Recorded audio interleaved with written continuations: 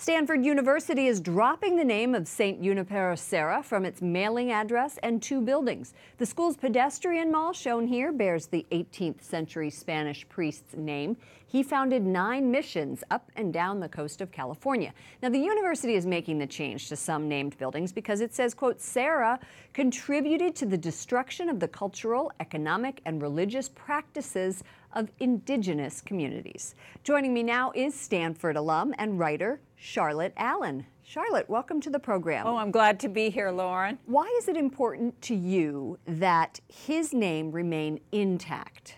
Well, there are a whole bunch of reasons. I'm a Stanford alumna, and Stanford was founded by people, the Leland Stanford and his wife Jane, who revered Junipero Serra. They regarded him as one of the founders of California, which in fact he was. The 9 missions form the backbone of the state, and as well as the other missions founded by other Franciscan fathers. So that's one reason. It ignores the founders' wishes. But secondly, you also think it's political correctness run amok? Am I correct? I think that's the case. I think that what's happened is that the university has capitulated to campus activists, Native Americans and others, who basically come at the whole thing from your basic campus leftist radical perspective. Everything done by the Catholic Church, by white people, including the white people of Spain who settled California, is bad. And any grievance, real or imaginary, by Native Americans is good. And so Serra has been painted by them in the worst possible lights as virtually a slaveholder. All right, let's look at this report that was submitted in August by the Advisory Committee on renaming Junipero Serra, however his name is correctly pronounced. I think I have it wrong.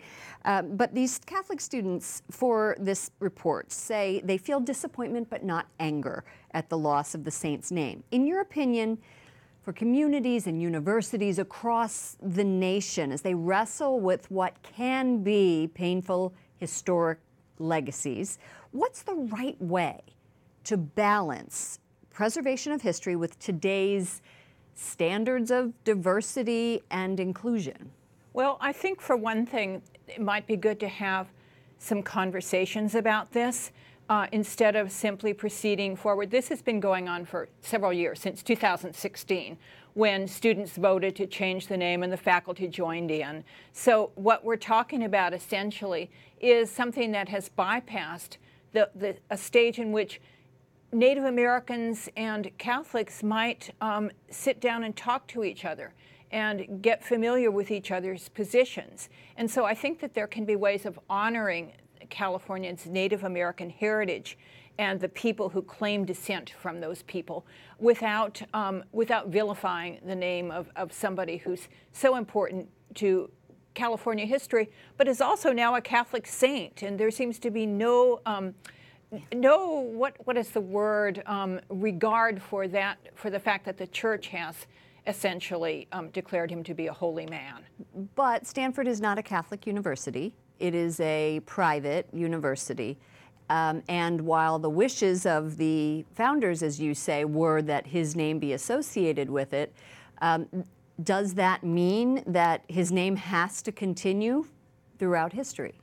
Well, I don't quite understand why not. I mean, at Harvard University, for example, if you look at the Puritans who founded Harvard, they had all sorts of religious intolerance, much intolerance toward the Indians of Massachusetts, for example.